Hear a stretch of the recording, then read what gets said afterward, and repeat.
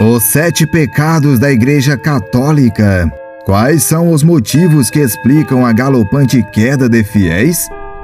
Principalmente jovens e mulheres no maior país católico.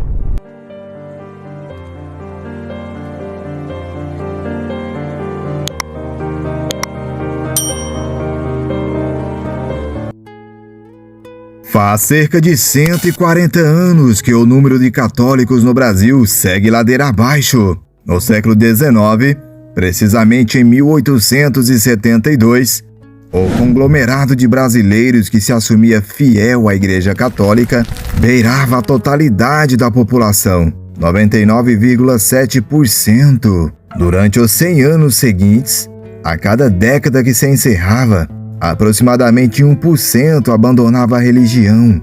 O índice dessa queda atualmente continua o mesmo. Mudou, porém, o fato de ele ocorrer a cada ano.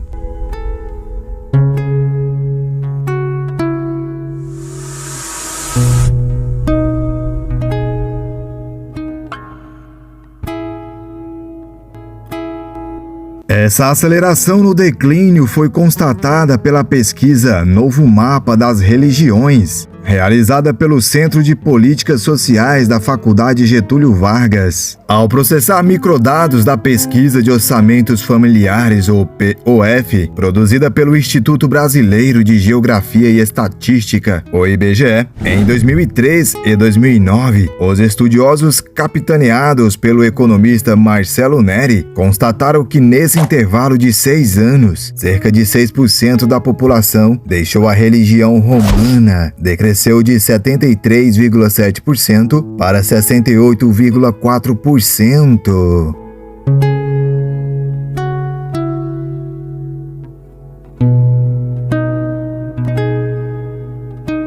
O montante de fiéis que segue atualmente a doutrina preconizada pelo Vaticano é o mais baixo verificado no país e, pela primeira vez na história, em alguns estados e capitais da maior nação católica do planeta, o número de adeptos da religião não chega nem à metade dos habitantes.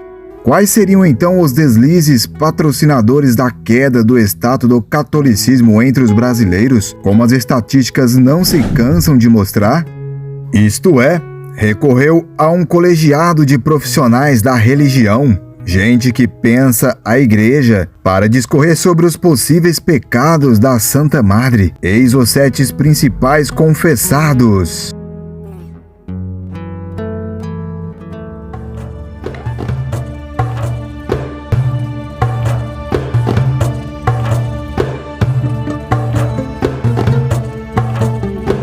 Um de 7. Romanização na Igreja. É cantada em prosa e verso já há algum tempo a rejeição dos fiéis contemporâneos a autoridades religiosas que impõem doutrinas e ritos. Imposição, obrigação e restrição são palavras proscritas em um cenário no qual cada vez mais as pessoas se habilitam a estar no comando do próprio destino. A Igreja Católica, no entanto, caminha na direção oposta, vive um momento de reinstitucionalização de seus fiéis, de os disciplinar para que aprofundem a sua fé. Os bispos defendem um contato maior com os bens religiosos, com missas e novenas. Esse processo preconizado pelo Vaticano é conhecido como romanização do catolicismo.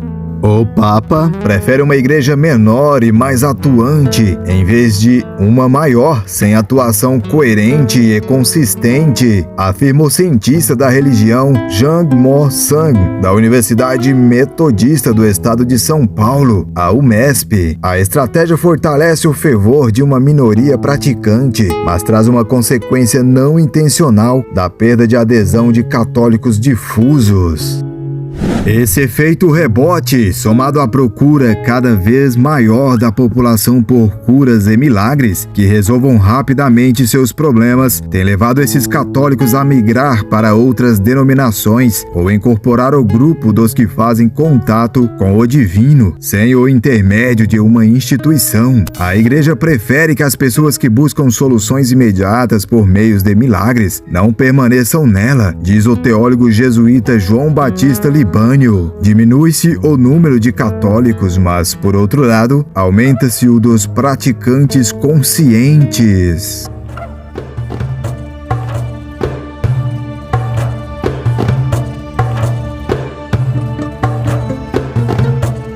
Dois de 7. Supermercado católico. Párocos têm relatos que seus templos estão existindo à imagem e semelhança de supermercados. Percebem que é cada vez maior o número de fiéis que procuram a igreja ocasionalmente em busca de serviços religiosos como casamentos, missas de sétimo dia, batizados e bênçãos de lugares e objetos, tratado como produto. O casamento, só para citar um dos bens católicos, se torna um evento alheio à doutrina. Há casais que trazem o CD da novela que faz sucesso para tocar na cerimônia. Se você se nega, alguns inconformados batem boca com você, viram as costas e procuram quem o faça. Conta o padre José João da Silva, da paróquia São José Operário, em Itaquera, na zona leste de São Paulo. Vivemos uma igreja fast food. Nessa lógica de mercado, missa de sétimo dia tem se transformado em uma grande assembleia de gente que só foi ao templo por conta da ocasião e não está preocupada com o significado do ritual. Quanto aos batismos, explica o cônego Celso Pedro da Silva, da paróquia Santa Rita de Cássia, do Pari, zona norte de São Paulo. A igreja supõe que quem quer que o filho se insira nela antes do uso da razão, o faz porque dela faz parte e aceita suas regras. O mesmo vale para a primeira comunhão, mas muitos pais não têm vínculos efetivos, nem foram casados na igreja, diz ele. Acredito que uma dificuldade do catolicismo seja saber que o povo católico não é evangelizado e, mesmo assim, se comportar na prática como se ele fosse, diz o cônego. O padre João Carlos Almeida, teólogo e diretor da Faculdade Derroniana, em São Paulo, foi vigário paroquial no Santuário São Judas Tadeu, na capital paulista, por 3 anos, e conta que passava quase o dia todo atendendo às confissões e abençoando automóveis. Muita gente trazia seu carro recém-comprado para ser benzido e ia embora. Poucos rezavam ou participavam de uma missa. Lembra? Com a oferta religiosa na vitrine, católicos assistem a seus fiéis se afastando dos vínculos espirituais.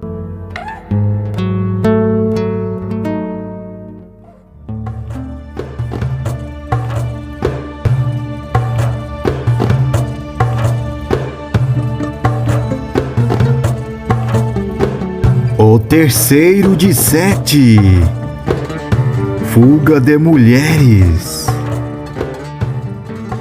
Está lá no novo mapa das religiões, entre as 25 denominações pesquisadas. Apenas no catolicismo a mulher não constituiu a maioria dos adeptos. Entre evangélicos, espíritas, religiões de matriz africana, oriental e asiática, elas superam os fiéis do sexo masculino. As católicas, porém, são cerca de 67,9%, enquanto os homens são 68,9%. Neri, o organizador do estudo da FGV, atribuiu o resultado, entre outras interpretações, ao fato de as alterações no estilo de vida feminino ocorridas nos últimos 30 anos não terem encontrado eco na doutrina católica, menos afeita a mudanças. De fato, seguem engessadas na igreja, só para citar 3 tabus, as questões sobre os métodos contraceptivos. De acordo com o teólogo Jorge Cláudio Ribeiro, da Pontifícia Universidade Católica de São Paulo, a PUC, o catolicismo não gosta da mulher. Mal amadas que são pela igreja, estão se autorizando a não gostar da religião, a reagir, diz ele. Seu colega de PUC, o padre e psicólogo João Edênio dos Reis Vale, afirma não ter dúvida de que a questão de gênero pesa na constante diminuição do número de católicos no país. Ele pensa em especial nas mulheres de classes mais instruídas e em melhor posição socioeconômica, afirma.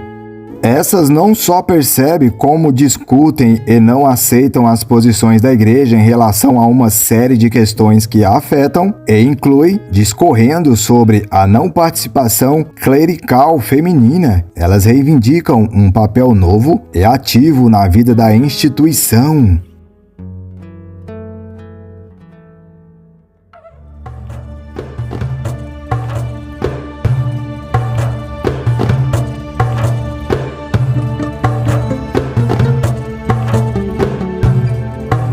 Quarto de 7. Escândalo de pedofilia.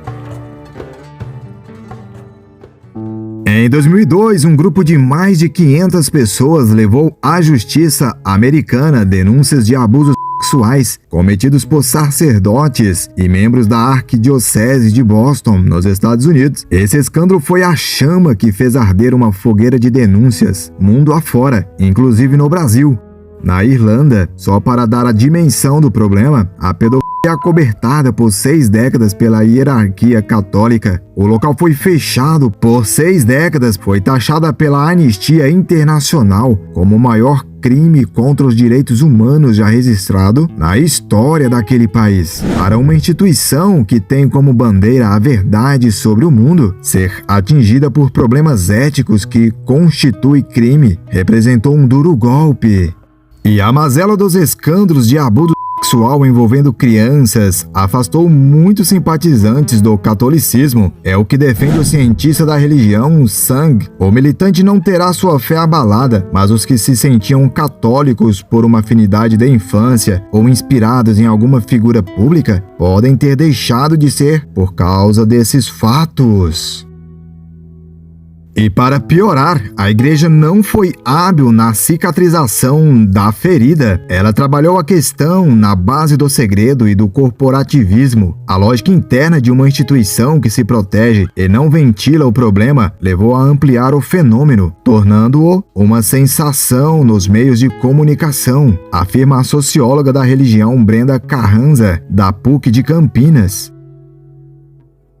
Só há pouco tempo, o Papa decidiu ordenar que os bispos abrissem normativas internas contra padres suspeitos de serem pedófilos e informassem as autoridades civis. Em setembro, ao visitar sua terra natal, que perdeu 180 mil adeptos no ano passado por conta dos abusos sexuais praticados por sacerdotes, disse: "Posso compreender que, em vista de tais informações, alguém diga, esta já não é a minha igreja."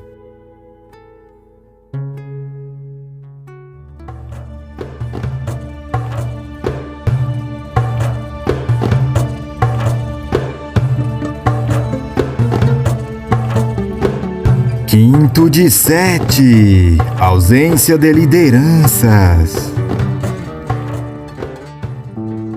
Dom Helder Câmara, arcebispo emérito de Olinda e Recife, falecido em 99 aos 90 anos, foi 4 vezes indicado ao Prêmio Nobel da Paz, grande defensor dos direitos humanos durante a ditadura militar brasileira, homem de vida simples que morava no quartinho de uma sacristia no Recife. Ele foi um expoente internacional da Igreja Católica. Multidões se mobilizaram ao seu redor, no Brasil e na Europa, para ouvi-lo. Atualmente, porém, não há entre o colegiado católico nacional símbolos como Dom Helder, capaz de cooptar fiéis por meio do exemplo. Numa sociedade moderna em que a adesão à religião acontece por opção pessoal, é preciso que haja nomes admirados publicamente, diz Sang, da UMESP. As grandes figuras católicas da atualidade são os padres cantores. Eles, porém, fazem eco entre os católicos militantes, explica Sang, mas não são referência para setores não atuantes do catolicismo. A igreja deixou de ser representativa entre os brasileiros como algo a ser admirado há quase 2 décadas. Dom Paulo Evaristo Arns, cardeal emérito de São Paulo, que lutou contra a e os maus tratos a presos políticos durante a ditadura, e uma dessas figuras que inspiram muitos católicos, se aposentou em 98. Dom Paulo é uma personalidade que enfrentou um regime militar, criava afinidade entre o povo e a instituição, afirma o padre Libânio, enquanto sacerdotes empunham microfones para cantar e fazer coreografias de suas músicas no altar.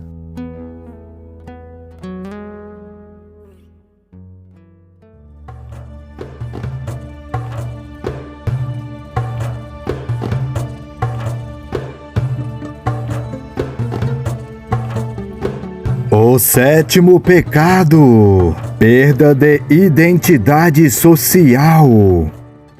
Houve um tempo, em muitas cidades no interior do país principalmente, que frequentar uma igreja era condição obrigatória para quem quisesse engatar um relacionamento amoroso sério. Quantos garotos não foram riscados por potenciais sogras da lista de pretendentes pelo fato de não irem à missa? Assumir-se membro de uma entidade religiosa católica, de preferência, conferia pertencer a um grupo social. Diante da pressão para uma definição religiosa, muita gente tendia a assumir a crença na qual havia sido batizado, mesmo que exercitassem também a sua fé em terreiros de umbanda ou centros espíritas.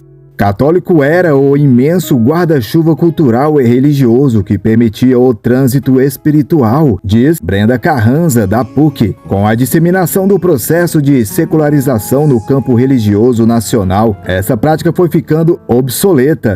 A possibilidade de expressar a fé livre de preconceitos tem feito com que cada vez mais os brasileiros, quando submetidos a censos, assumam que não seguem os dogmas defendidos pela Santa Sé ou mesmo nenhum credo. Daí, o grupo dos sem religião também está em crescimento. O catolicismo, então, perdeu a status de produtor de identidade social. Em primeiro lugar, defendemos a verdade. Não temos intenção de difamar a religião, muito menos a denominação citada. Afinal, qual denominação não tem os seus pecados, não é mesmo? Se você gostou do conteúdo, se inscreva, deixa o like. Foi um grande prazer ter você com a gente. Te espero no próximo. Forte abraço. Tchau, tchau.